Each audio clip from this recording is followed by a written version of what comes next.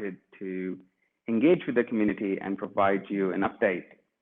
We have decided that we will give you a monthly update so that you know when to expect a corporate update like public companies do, except we'll do it more frequently. So this is our monthly model, and I am very happy to provide you an update at the end of July. So this is our update for the last 4 or 5 weeks. And as you all know, I've been on the road a lot, and there's much to share. So we have some big news today, and I want you all to join us in this exciting new chapter of the company. So let's begin by having the presentation that I will walk you through. And I'm going to ask the team to turn on the presentation, and we can begin with the webinar. So here we go. So the agenda today for our update for Solve.Care starts with the core theme, our global expansion.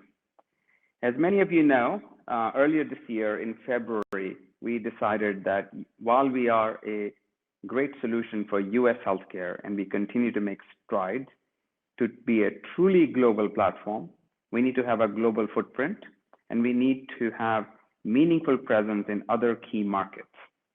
And one of those key markets among the whole universe, whole planet, is the Asia market. So we have been spending a lot of time in Asia, in Hong Kong, in Singapore, in Tokyo, in Korea, and evaluating what is the opportunity for Solve.Care. And that global expansion strategy stretches from US to Europe to Asia to Latin America and everything in between. And so I'm very pleased to announce that we have made a decision to move the headquarters of Solve.Care to Singapore.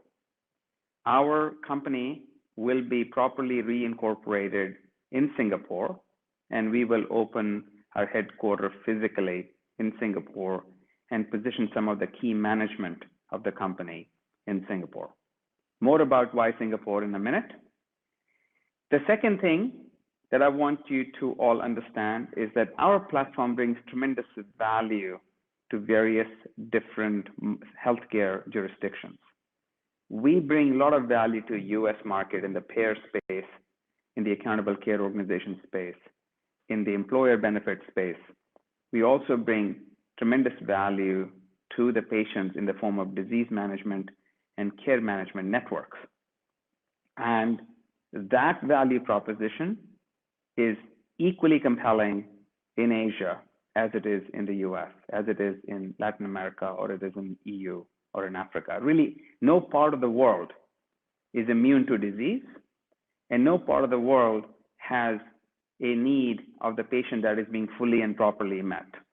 So whether it is diabetes management or cancer management or mental health, or it is around asthma and pulmonary diseases, there are the same diseases that afflict humanity around the world.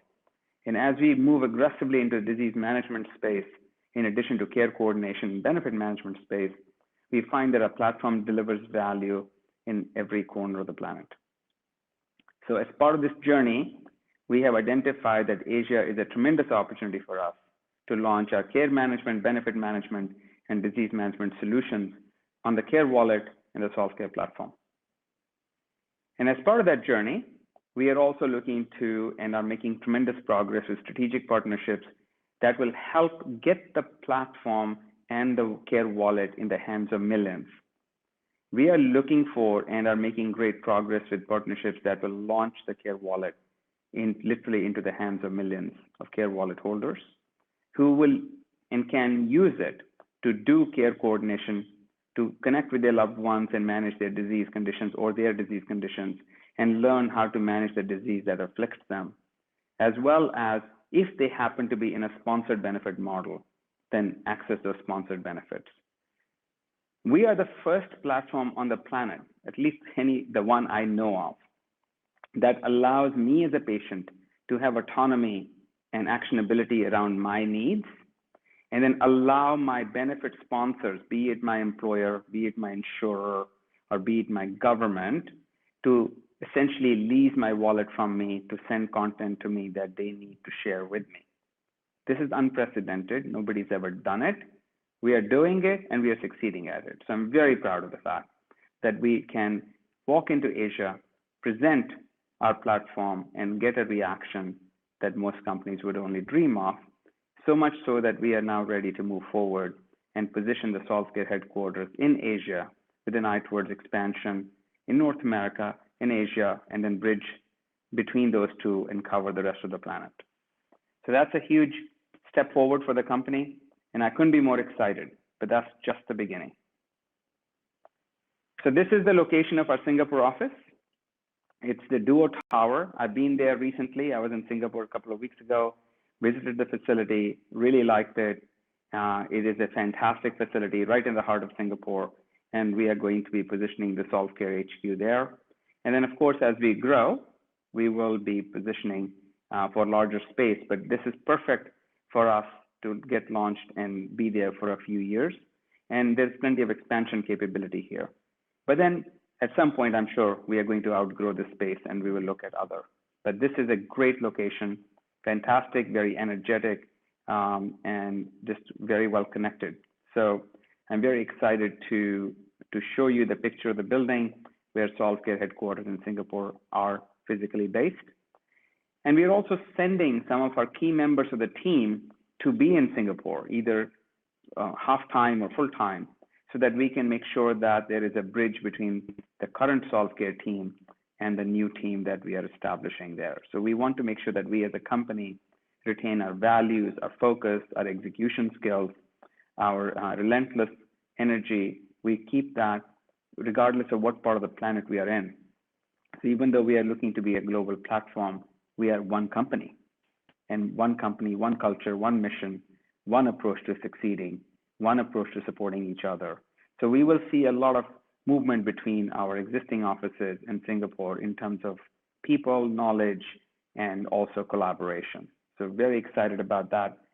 Singapore is a great city. It gives us a lot of opportunity in terms of local expansion. It is definitely a springboard into many economies in Asia.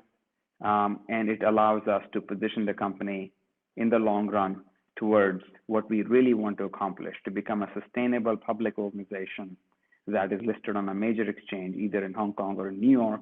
And that allows us the option of both. Being in Singapore, we have more options than if we were just based in the US. So it opens up the gateway to not only billions of people who need and should have Care.Wallet, it also opens up the door to additional capital markets and additional users of the platform that we need to tap into. Our vision is truly to be a global platform, and this is the right step in that journey. Next big announcement, and this is the one that I could just say this and stop. As part of this progression towards an Asia-centric growth model, in addition to our US growth model, we realized that we need to bring in somebody very senior to help us manage our expansion into Asian clients, different countries, fragmented market, and so on and so forth. So we are very pleased to introduce to you today, live on this webinar, the president of our Asia Pacific region, Jason Dehni, who I have known for a number of months, actually for more than almost 2 years, and who I feel blessed, privileged to count as member of the Solve.Care executive team. And I'm not going to steal his thunder. I'm going to turn it over to Jason and let him introduce himself because he's in the office right next door. So over to you, Jason. Great. Thank you, Pradeep. And hello, everyone. Hope this update finds all of you in good health. I have to admit, it feels a little bit surreal being on this side of the screen. Over the last 2 years, I've been watching Pradeep and the team, much like you right now, deliver on their mission, and just watching in admiration. And it's a real privilege and honor to be part of the Solve.Care management team, sitting on this side of the screen, joining Pradeep in the update. So really excited to be here. Perhaps I can provide a little bit of background on my journey over the last kind of 25 years or so, focusing more on the last few years and how I got to meet Pradeep and why I chose to be here, and high-level views on Asia.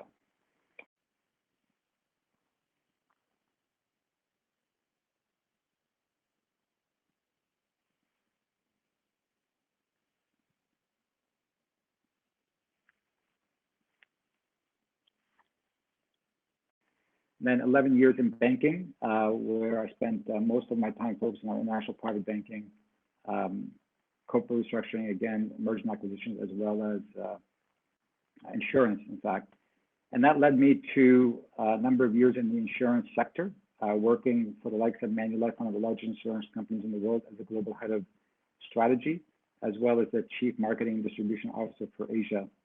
And after that, as CEO of Sun Life Hong Kong. So my background in the insurance space is quite deep, but not as, I would say, as interesting or deep as the last few years, where I focused predominantly on the blockchain sector. First, as a founder and CEO of a fund that invests and advises fast-growing blockchain startups that are out to change the world and solve fundamental problems in major industries.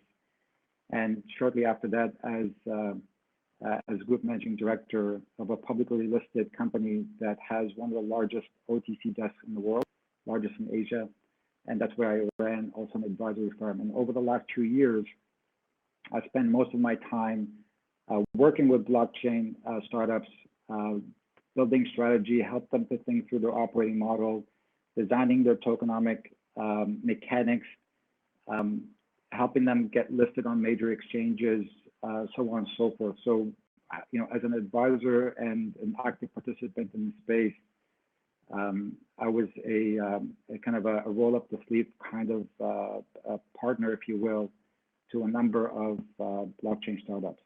And that's where, of course, I met Pradeep and was introduced to Solve.Care. And it didn't take me very long to see the genius behind the operating model and how talented Pradeep is. Yes, he is as talented in person as he is on camera.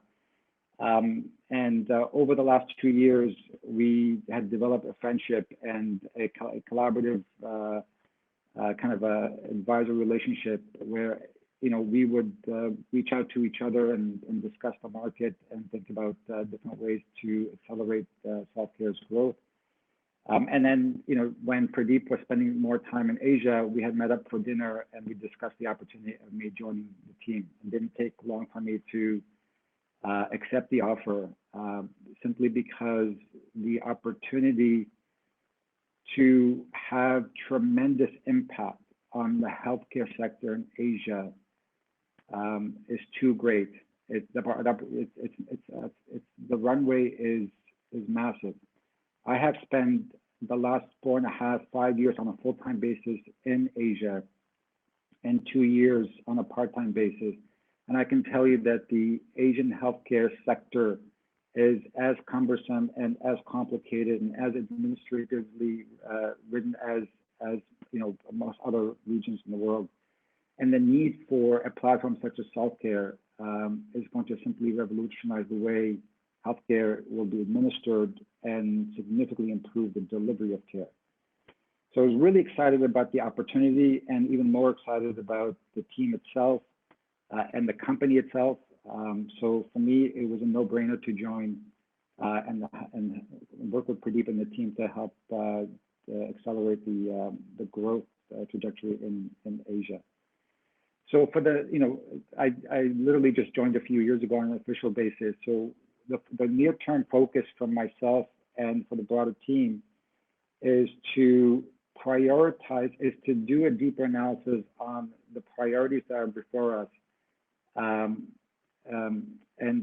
to select how we're going to tackle them. There are a number of different opportunities across the region. Asia is a massive, as Pradeep mentioned, it's just a massive opportunity. So the challenge for us is to analyze, screen and prioritize the biggest opportunities that will give us the biggest lift and has the biggest scale for us. And we'll look at that on kind of both lenses, both in terms of market opportunity as well as sector opportunity. So within disease management, benefit management, also pharmaceutical opportunities. So we're going to be doing more upfront analysis to determine where we should deploy most of our focus and resources. And then we're going to build the best team possible on the ground in each priority market. And then we're going to execute diligently. And we'll focus on each market in a three-stage approach: incubate, build, scale, incubate, build, scale. So the opportunity where we see ourselves in 2 to 3 years is the absolute leading player in healthcare that provides end-to-end technology platform to transform the administration of care and the delivery of care. We are already first mover. We already have first mover advantage in the entire region. Our focus right now is to prioritize and execute so that we will, in a few years, will be so far ahead of any potential competitor that might come along in the next few years. So I'll stop here. Just want to say thank you to the community and thank you to the Solve.Care team for being part of such an incredible journey so far. And I'm happy to take any questions during Q&A.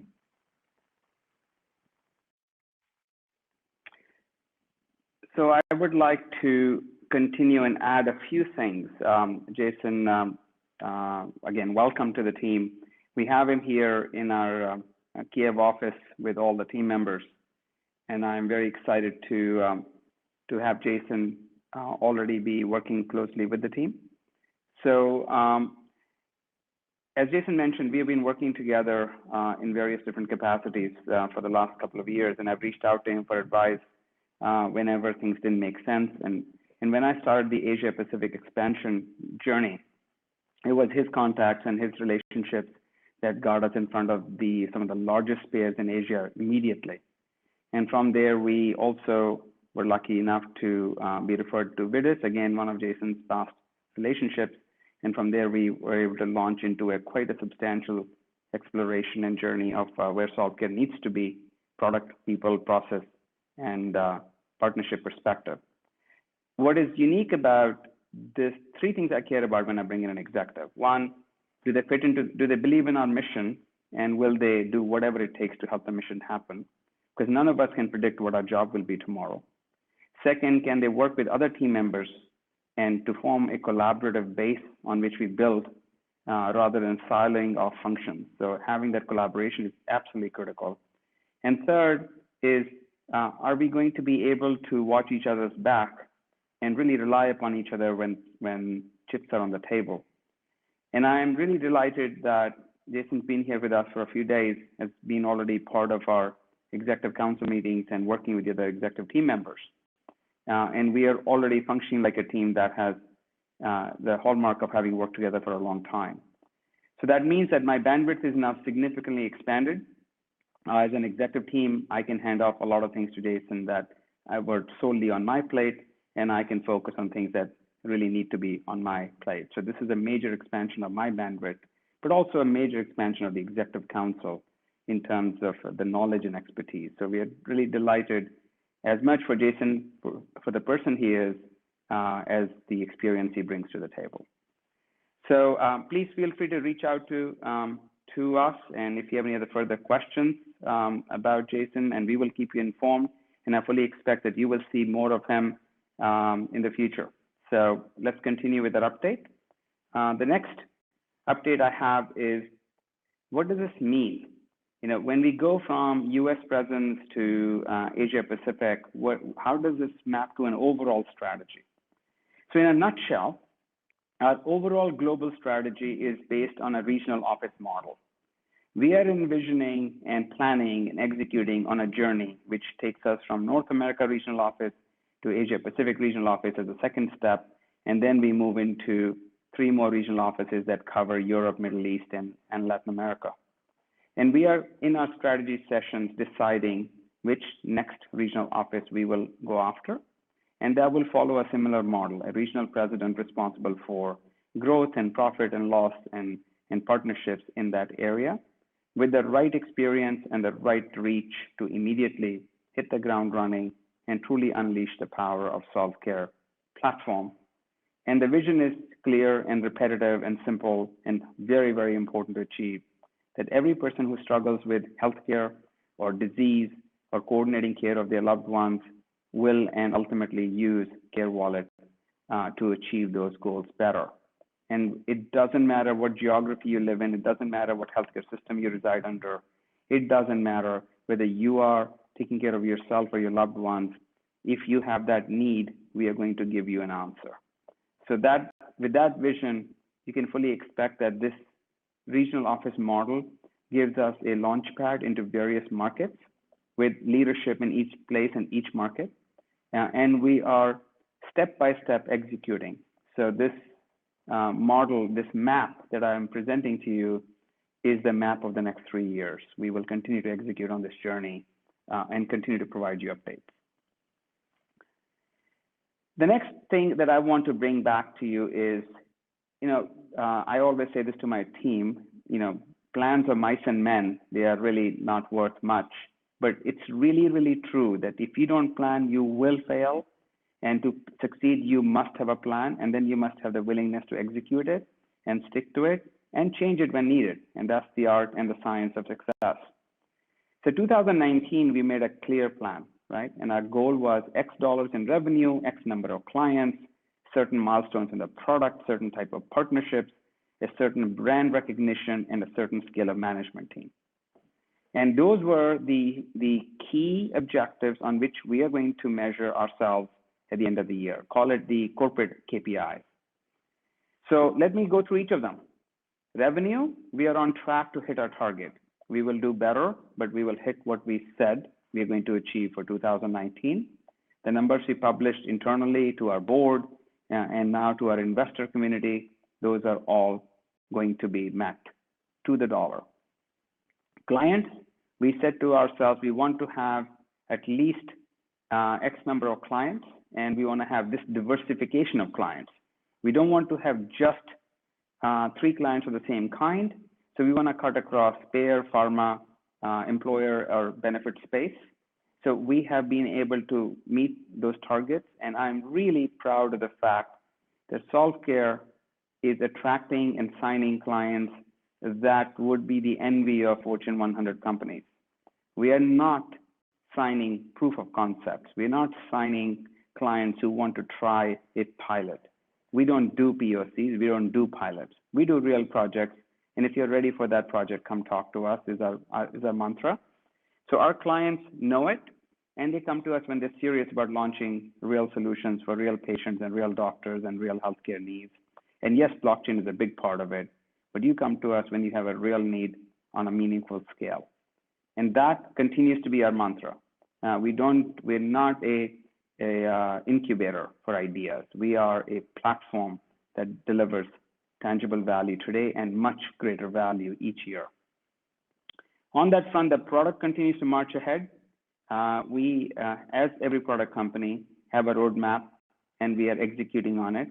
By and large, I'm happy with the product roadmap. I'm not as happy as I would like to be, and we are taking strong steps to parallelize product development so we can move the platform forward to address the diverse needs of payers and pharma, for example, and not to have one client suffer at the expense of other. We're doing good. I think we will do great over the next 6 months as we adjust to the expanded scope and expanded growth and expanded velocity. Partnerships, we are doing fantastic.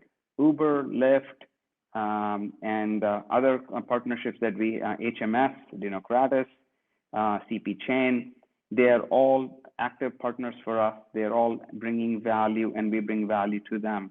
And none of them is a partnership on paper. I don't believe in partnerships that just sit in a drawer. If you have a partnership, you have to deliver value, else you don't have anything. And I think we can safely say that our partnerships are handpicked and they are marquee names, and there are more. We're not done. We're just getting started, but we will announce the partnerships when the ink is dry on the paper, and additional partnerships with clear value to the Care.Wallet are available in the market. Our brand is doing fantastic. Our brand recognition charts are great. We have in the healthcare space and in the crypto space, we are going to be very clear about building our brand.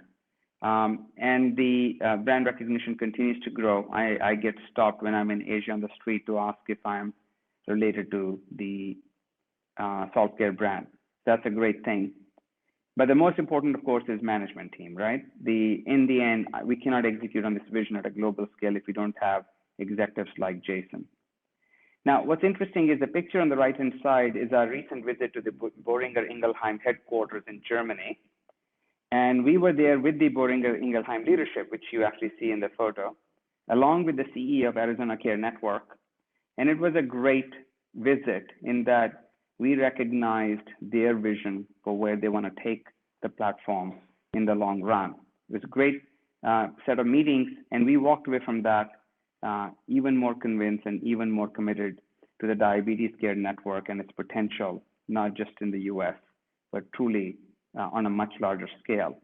And we wanted to share this picture with you because it was such a delightful experience to meet with a client as forward-thinking and as innovative as they are, and as big a commitment as they have made to the Solve.Care platform and to launching the disease network for diabetes. So this was one of the key moments in my last few weeks, and I wanted to share that with you, the excitement of being there, the interaction with the leadership, and how this neatly fits into our 2019 and 2020 track. And I predict that they will be a big part of our journey as we look ahead. The next thing that I want to talk about update-wise is that we are continuously expanding and enhancing the Care.Wallet, and we are moving towards a really well-thought-out adoption model that works for different levels of mobile and phone experience. So we have created a very well-designed avatar model, which is based on age and condition.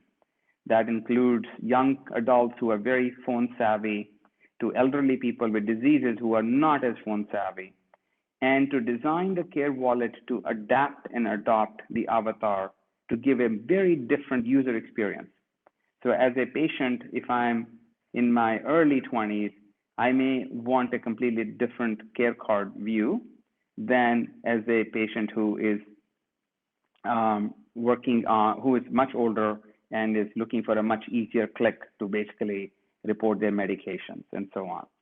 So I'm very proud of the design team. So we launched a design team in the last 3 months that is dedicated to designing different avatars and different views of the care cards for the Care.Wallet, so that we can have an English, Spanish, Chinese, Vietnamese, Korean language-oriented cards, but we also can have age-based cards and avatars that are related to the phone efficiency and phone proficiency.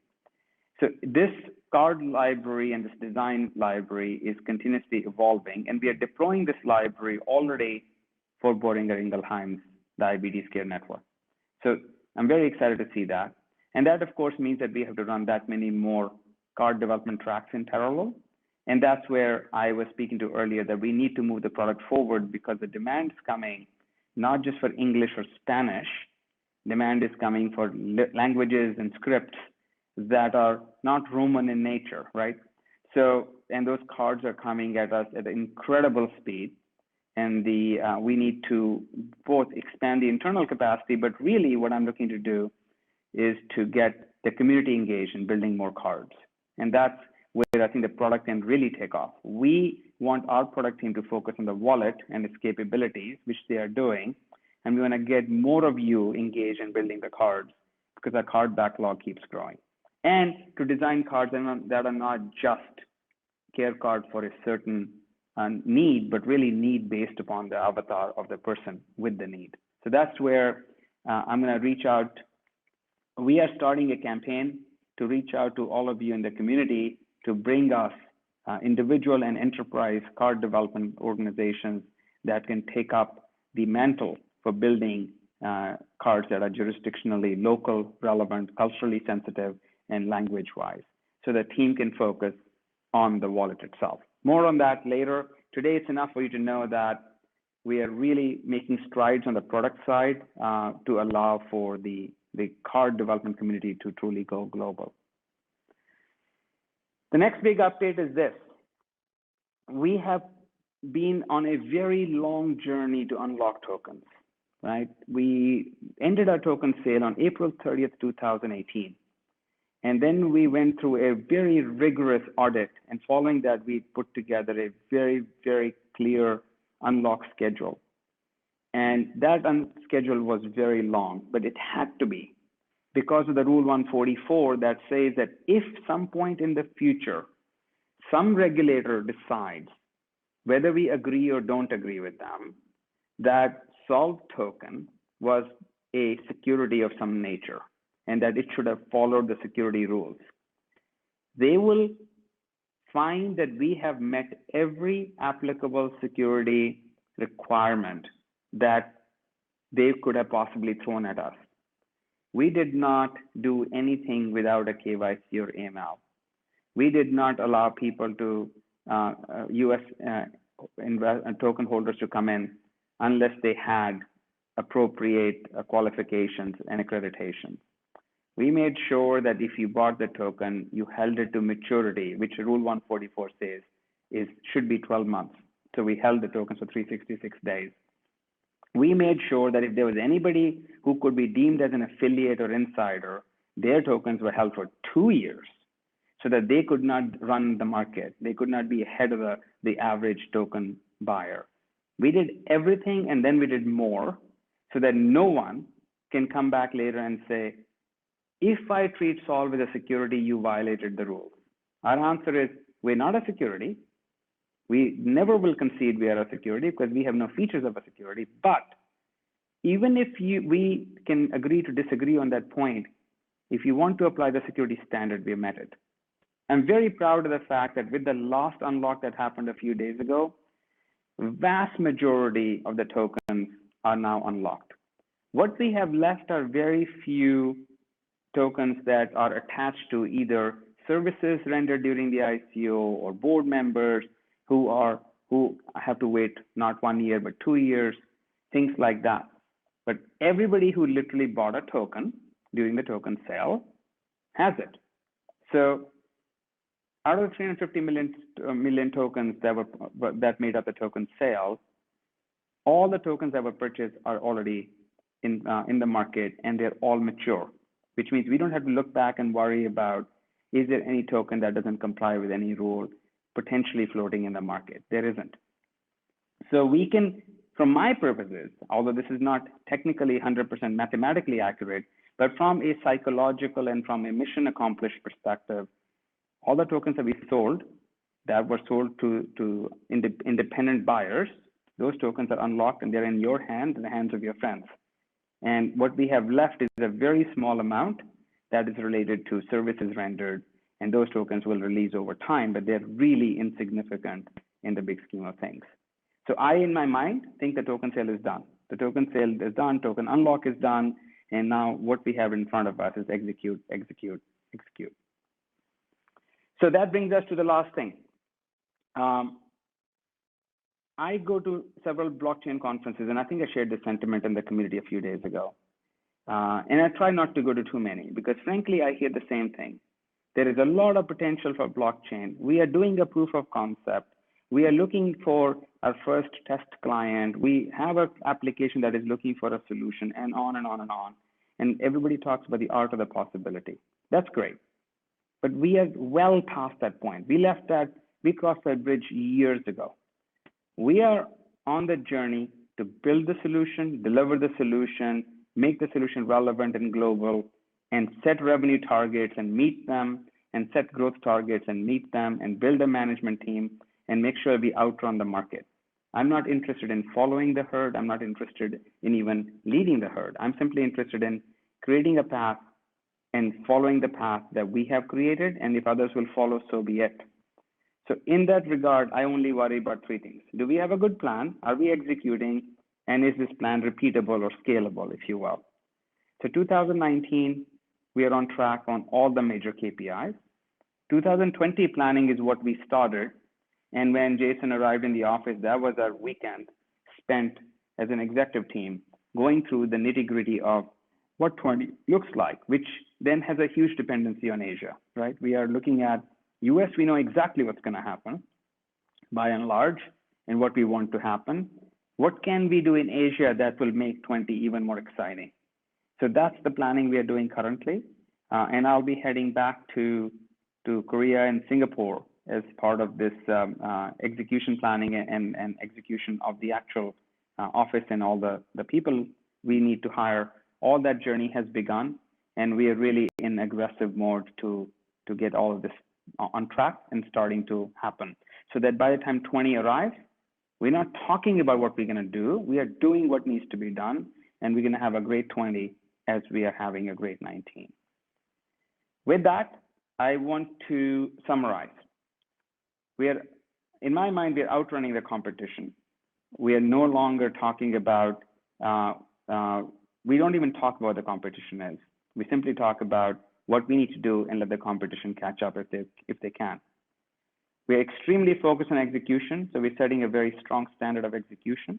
And there are annual goals, there are quarterly goals, there are monthly measures, there are weekly check-ins, and there are daily reports that we do to keep all the executive teams and execution teams on track.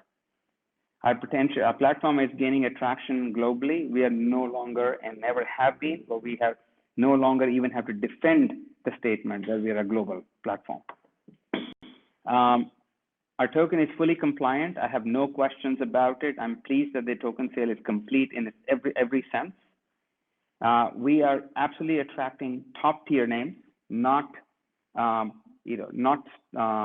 partnerships just within the blockchain space where two blockchain companies get together and announce a partnership and hope that they'll draw actual client in. We're not doing any of that. To us, real clients, real partners, real value, real revenue, real growth. And our team is very focused. I know I push my team very hard. If you ever met them in the street, they'll all tell you I push them very hard as I push myself, but it's necessary.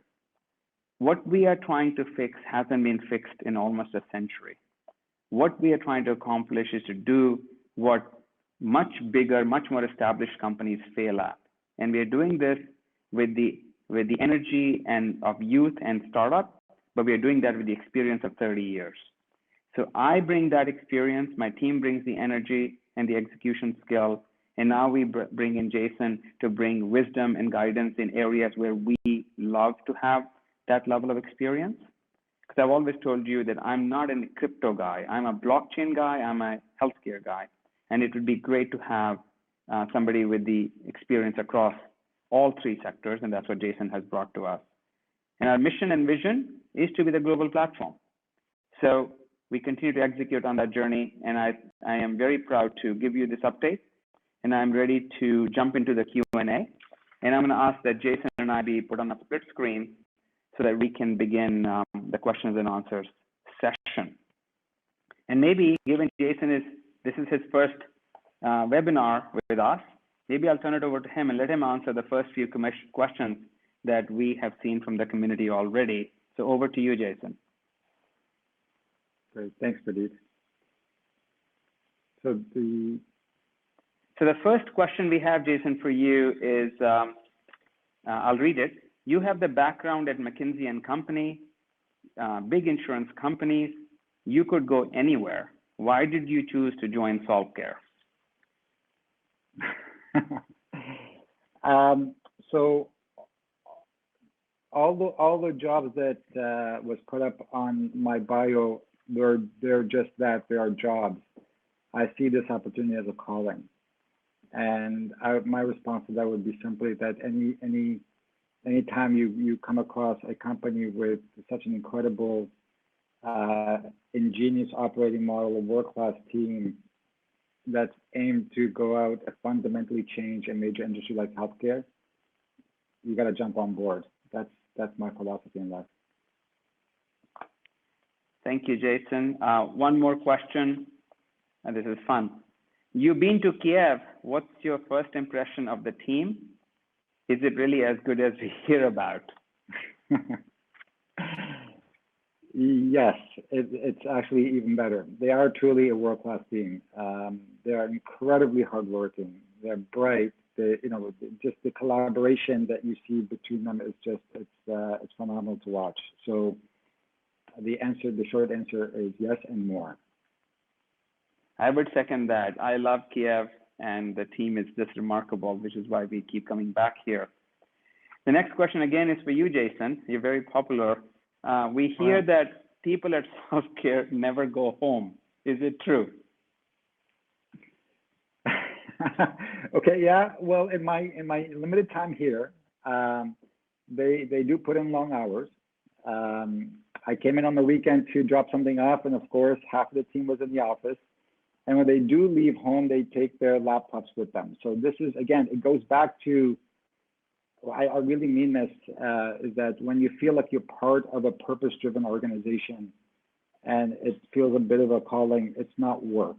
It's the work-life balance starts to, it's work-life harmony. It starts to blend in because you love what you do and you want to contribute to the team. So yes, they work hard. No, they don't leave ever the office, and when they do, they take work with them and they make sure that work gets done on time. Because as the point that you just mentioned, Pradeep, you drive your team hard, so they always try to meet your expectations, deliver. Yes, they do indeed. The next one is for me. Pradeep, you are growing too fast. Can you handle it? It's a fair question. Growing too fast is always one of the reasons why companies fail, not because they don't have opportunity, but they don't know how to scale to meet the opportunity. And I have been through the journey where too fast a growth ended up hurting the company. It wasn't a small company, it was a giant company that grew too fast. So at any size, fast growth that is uncontrolled will harm your team. And once your team is harmed, the company is harmed. But I think that we are growing per plan. We're not growing faster than the plan. And I will tell you, I've said no to more than a few clients who wanted us to launch a care network for them in 2019. And we said, no, we can't. And we will modulate and moderate what we do in 2020 as well. But when you look at our expansion, it's based on a long-term play. We're opening our offices and headquarters in Asia. We're expanding our regional office in Asia to target those markets. We're not unrealistic about how long it takes to win business, how long it takes to convince clients and partners to sign on the dotted line. And we're not looking for toy projects. We're looking for real projects with real depth. So growing fast can only be accomplished if you plan ahead. So this is all about planning way ahead, executing on time, because I don't want to be $1 short and a day late. You better be have $5 extra and arrive at your destination a week early. So this is all about planning, looking ahead. We could meet our 2020 targets handily without stepping into Asia. We could do that in our sleep. 20 would be done if we just did what we did last year or this year. But that doesn't get us ready for 21 or 22 or the IPO. So this is all about planning ahead. And if you really want to get Care.Wallet in the hands of millions and billions, we're going to have to expand the use cases. We have to bring in disease management that works for everyone, not just for the privileged few who have access to a top-tier healthcare system. So all of that means that we look ahead, we plan ahead, and we execute ahead. So we are doing everything we're doing today so that we don't end up with the problem of growing too fast, because we are ready for it. But this is not going to be without effort, without friction, without some lessons. But definitely not the first rodeo. And what I've learned over the years is you can never plan enough and think far enough ahead, but you always got to execute in a manageable time frame. You cannot execute to 2023 today, but you can definitely execute to 20 and 21, and otherwise 21 will show up and you're not going to know what to do. So we are growing at the speed we want to grow, and that is a blistering speed. It is not slow, but it is also according to our expectations. The next one is, when are you going to Korea? Is the meetup happening? Will you be there? Is Jason coming? 4 questions. The answer is yes, we are going to Korea. But before that, Jason is heading to Singapore office. I believe I'll let you speak to that, Jason. I think it's next week. And then I'll be joining him in Korea for the meetup. And then following that, both of us will be in Korea together along with the other team members. And then we will be then heading back to Singapore to continue our dialogue with clients and partners. But I'll let you speak, Jason, to your plans for your presence in Singapore. Sure, thanks, Pradeep. So starting next week, we'll be formalizing the structure of the office. We've got the lease set up. Essentially, my presence in Singapore kicks off next week on Monday. This past week was my introduction to the organization, spending time here with the core team. And then Singapore will be our base, both for the corporate headquarters as well as for the regional office.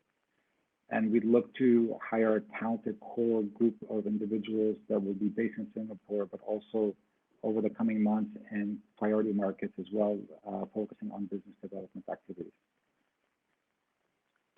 Thank you, Jason. The office looks great.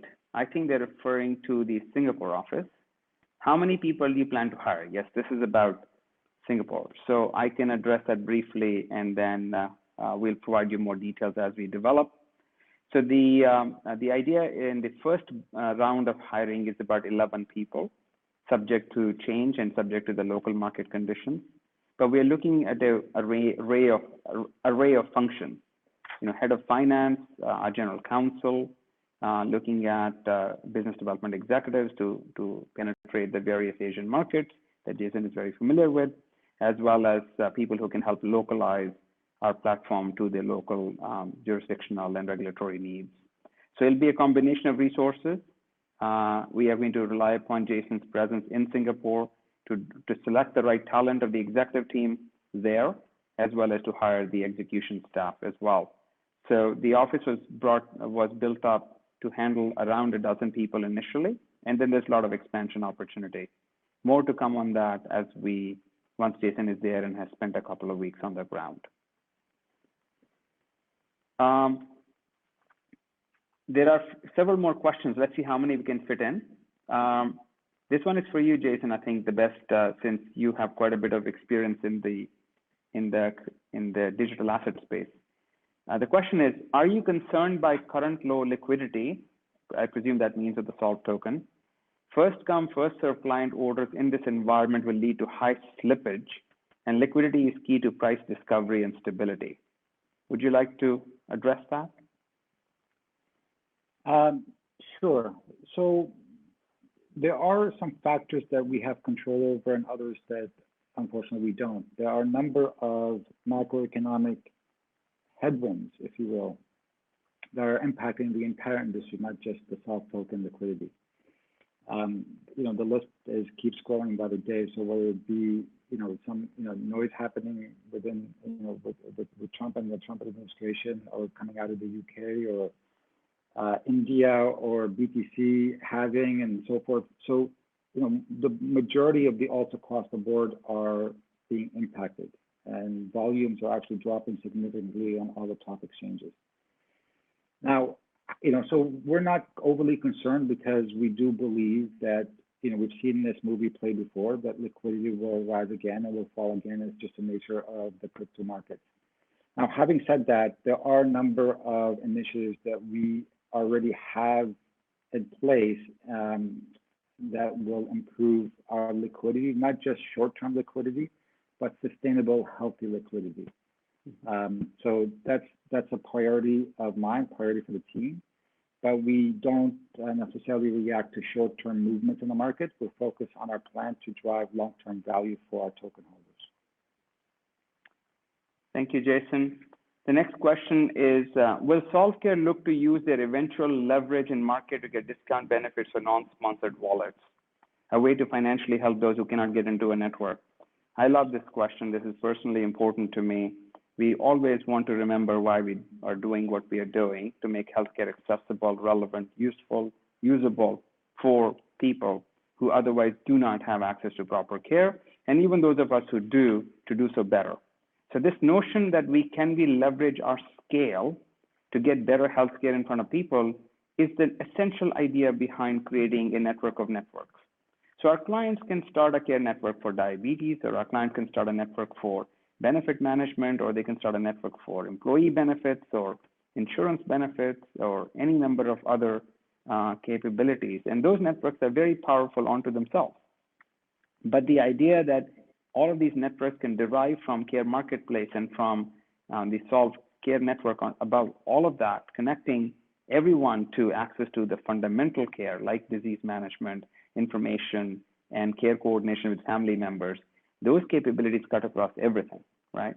So in that regard, we actually see that as more networks proliferate around the planet and as we aggregate every single Solve.Care wallet holder into a consumer who demands better results, better care, and better control over their healthcare, then yes, absolutely, you have tremendous buying power, and you have the ability to get services to these members through the Care.Wallet at a lower price than they could buy elsewhere, if they can buy them at all.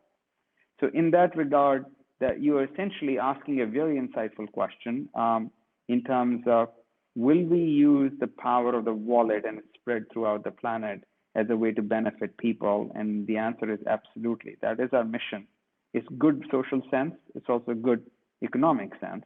And it's what we are trying to do. Make everybody have access to quality healthcare regardless of where they live. But to do so, healthcare jurisdiction by healthcare jurisdiction. We're not going to do this top down. It has to be bottom up. And that's why healthcare platform from Solve.Care must be global, must be localized, must be adopted to the local healthcare regimen, must be usable by somebody who is sponsored or non-sponsored benefit user, and must be able to access services that humanity expects regardless of where you live. That is the mission statement, and this speaks to the heart of that. The next question that we have is a technical one. Does Solve.Care see any benefit in implementing FHIR? FHIR is a information interoperability standard, FHIR, as part of its solution.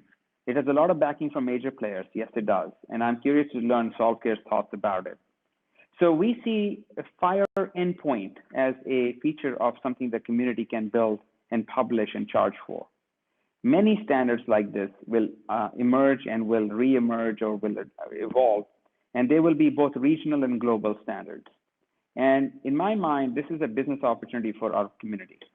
If you are a EMR vendor, if you are a claims adjudication vendor, if you are an integrator that knows how to deal with the integration between a e-prescription system and a payer's backend, if you are familiar with FHIR or with the NCX 12, or if you know HL7, you have the ability to take that standard, apply it to the Solve.Care platform endpoint, and then make that endpoint available to every single client who needs it and charge for it on a transactional or a monthly usage basis.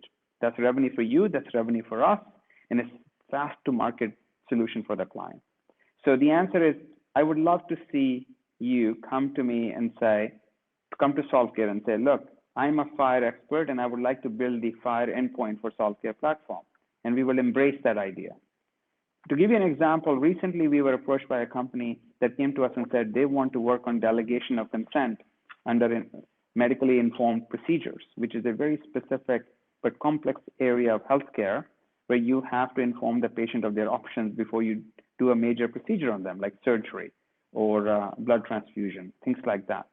It has a lot of regulatory issues. It requires a tremendous amount of paperwork. It's complex, it's high risk, but this company does that well. Our answer is, great, we will support you in building a care card deck that allows delegation of treatment as a very well organized card deck. Perfect solution for our patients, for our providers, physicians, payers, ACOs, employers, everybody can use it. We don't need to build that deck ourselves. This is what I meant by saying, when I think product needs to focus on product, and we need to open up the spigot in terms of third parties building all these applications. And that's where I'm pushing the product team. While we have to deliver Boehringer, while we have to support ACN, while we have other pharma in the mix coming in with other similar care networks, we have to do all that, but we should never forget our real mission is to make the platform something you can extend and bring it to your market. So that's exactly what we are doing. We are not working on FHIR per se, but I'm familiar with the standard, and I would love for the community to come with suggestions on these and other standards as something that we can bake into the standard endpoint library. Next question, I think either Jason or I can answer this. It's how is the current client onboarded, client usage going? How many end user people are using Solve.Care services? When do you anticipate real world usage for onboarded clients to start picking up? So that's a great question. I'll give you two answers. Our current model of go-to-market strategy is a sponsored benefit model where we have a client, whether it's ACN or an insurance company or a pharma company, that identifies a set of people who need a care network. And then they launch the network on our platform. They invite those members to join that network. So this is invitational. And that's how all our current clients are listed, are implemented, because these clients have already a membership and they want to give that membership, employees, insured members, or hospital patients who want to deliver better care, better results, better autonomy to their member. That means that you have to be invited to join the network. And because you have to be either part of an insurance company, part of an employment model, you have to be part of a hospital system for you to be invited. So that means that even though we're building all this power in the Solve.Care network, only those who are invited see it. So we are working right now to open up the Solve.Care network to a non-sponsored benefit model by identifying the services like Uber, like Lyft, and others, where we don't need a sponsor. You don't need to be invited. You can join at will. That's an open network. That's not an invitational network. And that certainly is where we see a mass adoption beginning. So it is our plan, and it is in our roadmap to, while we are serving the sponsored benefit care networks, which are very powerful, and that's where we are learning and outrunning the market, we also will launch the unsponsored benefit network. We had hoped to launch it by end of the year. I cannot tell you right now if we're going to make end of the year, because this was a secondary goal for us. But soon thereafter, we will be able to get a non-sponsored benefit network stood up that allows people to join voluntarily and don't need an invitation code to participate. And the type of services we are introducing into that, you can already see in our partnership portfolio. So it's on its way, and that's what really where the unfettered usage and the general adoption metrics can be applied. We may run out of time, but I'll run through a couple of more questions. Do you have enough funds for expansion? So that's a great question. We are calibrating our expansion to our availability of capital. Obviously, you all know that we have run a very tight ship and we have signed significant client and significant revenue streams. So we're not running just on our own funds. We're running on regular business revenue. But there is a lot more investment going in. And as we look to expand, certainly expansion costs capital. So we are, as many of you may remember, and some of you may not, in the midst of doing an equity round to raise capital. And that has been going on for several months already. We are deep in the middle of that process, and we will continue to pursue that till that's completed before end of the year is the expectation. So a lot of our growth plans are are tied to this equity round. We also have other sources of capital if we need it. And so we have a plan A, which is CapEx, and plan B, which is to look at alternative sources of funding. We don't think we need them. We think we are quite well positioned for plan A to work, but I never work without a B and a C plan. So be assured that we're not going to spend money we don't have. But having said that, all expansion is tied to availability of the right capital. And if for whatever reason we feel that the funds are constrained, we will also scale our growth plans accordingly. We're not going to outspend our availability of capital, because that's never a wise strategy. That's how you go bankrupt. And we're not planning to make any such mistakes. So Solve.Care is run very conservatively and will continue to do so. Next question is ACN on some kind of a beta and not using the Solve token? How is it now? ACN is actually not on a beta. They haven't been on a beta for a long time. They were in a beta 2018 for about 90 days. That's a long time ago. ACN is live and in production using their network to pay providers. And that network has been live and growing. The question here is really more along the lines of when will we allow other members of community who are not part of the ACN network, or if you're not a member of the ACN network, you're not covered by ACN, then obviously how do you get access to the network? And the answer is you can't. You have to be invited. You had to be an actual ACN member to join the network. And that will be addressed when we open a non-sponsored care network. But keep this in mind. We are a sponsored benefit platform first.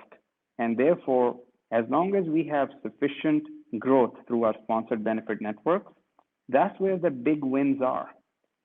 Trying to get one consumer at a time on your own is an expensive proposition, and many healthcare companies have failed walking that path.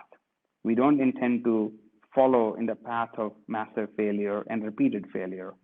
We picked the sponsored benefit model as a clear strategy to avoid the path many startups follow and fail. So we are not at all unhappy about the fact. In fact, we are delighted about the fact that benefit sponsors see our platform to be compelling, and they are the ones who drive adoption through their invitation and outreach and correspondence and mandates and incentives. And that means that Solve.Care can focus on building the platform instead of spending all its money on advertising Care.Wallet on TV. That is a huge difference. And we are not going to abandon that successful strategy. We will supplement that strategy with individual and unsponsored benefit model. But that's only because we want more of you to have access to the wallet, not because that drives our growth. Okay, I see some few more questions coming in. Let me take a look. Can you give an update on the fundraising? When is that expected to be closed? So our original plan was and remains to close the funding by end of Q3, which means that we would be looking to close funding around end of September. Like things like this, we have given ourselves one extra quarter as a buffer. I told my team we have to close funding in 19. I told my investment advisors we had to close funding by end of Q3. And the truth will lie between those two bookends. Whether we close right around the boundary of Q3 or we go into first half of Q4, I cannot say, but we will be within our defined plan. We want to get this thing done this year, and so do the investors. They need to make decisions and deploy and move on, right? They want to see us execute our strategy. So nobody wants to delay this process, and the interest level is high enough where I'm confident that we can meet the deadlines. The next question is, will the development stay in Kiev? Absolutely. The development team is based in Kiev. We have a very significant operation here. I'm very proud of the team, and we are going to expand it, and we're going to supplement it with the community developers and enterprise organizations that can bring domain expertise beyond the product into domains like FHIR and standards of that nature. But end of the day, the development team is run and will continue to be run from Kiev. However, we are looking at opening outposts. As we look beyond 20, we realize that we may have to have additional development outposts managed by our Kiev team, but giving us access to either language talent, localization talent, talent that we would find difficult to find in Kiev, be it, let's say that we have to convert the wallet into Korean language support.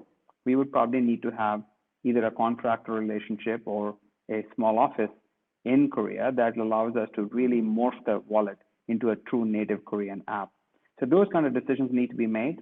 They're not really my decisions. They're head of development's decision. I want the wallet done on a roadmap that we agreed to. And if you need to bring in resources outside of Kiev, so be it. But the core team, the platform mindset, the platform soul will reside here. I see no reason to change that. This is a remarkable organization that has put their heart and soul into it, and they own this thing.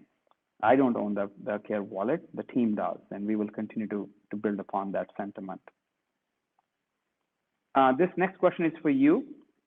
When will the STR become active and start taking in tokens? This is for you. I know you're handling this, Jason, so perhaps you want to give some thoughts on that. Well, Ted, the SDR is active today. It's already set up, and we will be, and tokens will, as the tokens flow through the process, and that there's a lag time between when tokens are purchased by clients and when they will settle in the SDR, depending on the client and depending on the level of activity. But right now the SDR is live, but you'll start to see the pickup of the SDR in the coming months through this year and into next year, as the level of activity by clients starts to pick up as well. Yep, absolutely. And then I'll take a couple of more questions and we'll wrap up. When do we plan to come to Latin America, and what are your expectations in the market? So we are looking at Latin America very carefully right now. We will not go into Latin America alone. We will not go there without a solid partnership in place that will give us the appropriate access and also inside knowledge of the market. Use cases wise, it's becoming quite clear that the same disease network that is relevant in Arizona is also relevant in Chile and in Brazil. The same need for coordinating care between patient, family members, provider exists in every part of the planet. The ability to ensure that my sponsored benefit supplier, be it my insurer or my employer, has the ability to engage me properly exists around the planet. In Latin America is no different. We are currently working on the Spanish version of the wallet and the cards, which is needed for many reasons. And we are also looking at some strategic partnerships there. I think we will be giving you some information and updates, more concrete ones, and who our partnership is, who our go-to-market buddy is in Latin America, to be announced before the end of the year. There is conversations underway that I cannot disclose today that I think will be the right way. Get those conversations baked into an actual contract, define the strategy, and then we'll come back and give you an update. But it's very much on our radar, as is Middle East, as is Europe. But I think Middle East and Latin America are definitely surging and competing for our attention, even ahead of European Union. And then I will take the last question, and either Jason and I can answer this, and I'll combine two. What are the negative reactions you've gotten from clients, and how big is your pipeline? So about the negative reactions from clients, I don't really have anything that jumps up on the top of my head as a negative reaction. If anything, the only thing that I can think about is our clients want everything done yesterday. The more they see what the wallet is able to do, the more they want done. And we just try to make sure that we don't overcommit and underdeliver. Our preference is always to undercommit and overdeliver. So our clients are very happy as far as I can see. I haven't heard any negative other than, my gosh, one, what took so long for such a platform to emerge? And second, why are you not able to give me every card I want yesterday? But that's just normal business expectation management. In terms of the pipeline will only get bigger. It's quite big. And one of the challenges Jason and I are dealing with, and Julia, who's leading the account management of many of these projects, dealing with, is there are too many opportunities. We've got to triage them.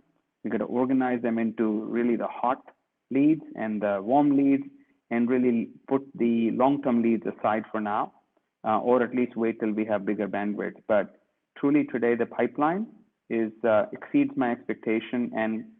And here's the happy problem. With Jason coming in and running the Asia pipeline, we're just going to see a much bigger pipeline going into 2020. That's a good problem. But I don't believe in having a pipeline for the pipeline's sake. You got to convert. You got to make sure that pipeline is well managed, people are well responded to, they get meaningful and accurate answers from you on a timely basis, and that you actually take them from the journey from thinking about an idea to actually signing a contract and launching a network. So we need to manage a pipeline not by scale, but by quality. And that's where my focus is, and I think we're doing quite well. But I'll let you speak to Jason, what you see, your initial review of the pipeline that you've done in the last 2-3 days. I'll let you comment. I know we haven't talked yet, but please go ahead. I mean, to be honest, I share the same sentiment, Pradeep. From my experience, there's been absolutely no negative or question mark around our delivery. In fact, it's been mostly curiosity. They haven't seen a platform that is kind of an end-to-end platform within the healthcare system that can deliver this much value. So they're a little bit skeptical in the way that we can deliver on this. And when I share with them that this is not a prototype, that this is a live platform that's being utilized by a number of clients, then they start to get a little bit deeper into understanding how it works. But so far, the sentiment has been extremely positive. And again, I would go back and go back to my earlier point, is that our biggest challenge is going to be on, identifying the biggest opportunity for us and prioritizing and allocating our resources and capital accordingly to the opportunities that will give us the biggest lift, as well as the biggest scale. So when we are able to, the point that you put forward, Pradeep, is the repeat plan, execute, repeat. We want to be able to focus on opportunities that are scalable, that are repeatable. Try to, especially in a market such as Asia that's so fragmented, we want to balance the customization of the platform with the local needs and market attributes. But we do want to focus on, as much as we can, on executing on highly scalable programs and initiatives across the region. Agreed. Absolutely. Thank you, Jason. I will end by saying this. We are 10 minutes over our allocated time, but I will say this. 19 has been per plan with one exception. We thought that pharmaceutical industry would be a client that would follow the payer, the employer space. We would win business in payer space and employer space, which I know very well, and so do you.